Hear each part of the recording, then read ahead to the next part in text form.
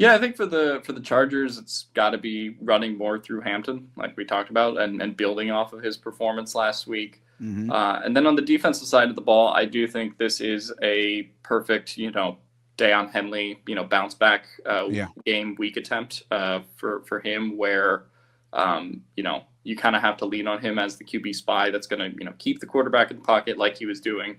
Right. I think very well the first couple games, and was able to get some sacks, some pressures on Geno and Mahomes.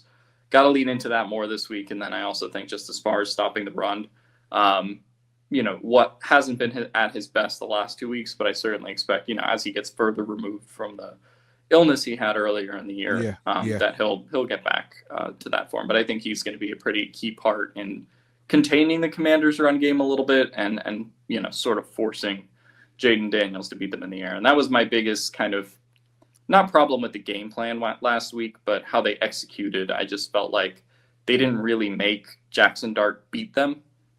Was kind of my biggest criticism. And Yeah. he'll take those big holes and runs up the middle, but they didn't really kind of make them beat him with his arm. And Jaden Daniels is capable of that, but the Commanders, if they can run for 150, 200 yards on you, they'll do that too. So. Yeah.